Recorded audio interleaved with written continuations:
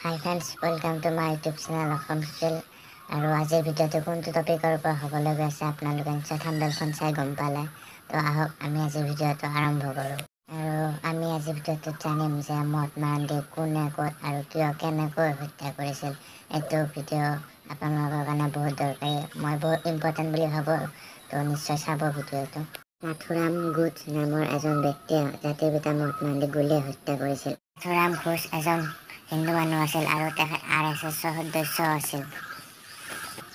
যেতিয়া পাকিস্তান ভাৰতবৰ্ষৰ পৰা পৃথক হৈছিল তেতিয়া ভাৰতবৰ্ষে পাকিস্তানক ৭৪ কোটি টকা দিব লগা হৈছিল আৰু তাৰ ভিতৰত ২০ কোটি টকা প্ৰথমেই দি দিছিল আৰু বাকী থকা ৫৪ কোটি টকা ভাৰতবৰ্ষ পাকিস্তানক দিব লগা আছিল। কিন্তু তাৰ কিছুদিন পিছত পাকিস্তানে ভাৰতবৰ্ষৰ কাশ্মীৰত আক্ৰমণ কৰি দিছিল আৰু তেতিয়া প্ৰধানমন্ত্ৰী জৱাহৰলাল নেহৰুৱে বাকী থকা ৫৪ কোটি টকা পাকিস্তানক দিয়াটো উচিত নাছিল।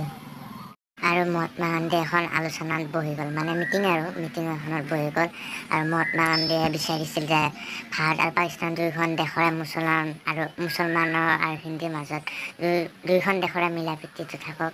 আৰু নাথুৰাম ঘোষে আৰু সেইটো নিবিচাৰিছিল আৰু সেইকাৰণে নাথুৰাম ঘোষে মহাত্মা গান্ধীক গুলীয়াই হত্যা কৰিছিল। এতিয়া আপোনালোকে নিশ্চয় বুজি পালে। নাথুৰাম ঘোষক আম্বালা এখন পুলিচ ষ্টেচনত মানে ফাঁচি দিয়া গ'ল আৰু তাৰপিছত মহাত্মা গান্ধীৰ মৃত্যু নতুন দিল্লীত হৈছিল।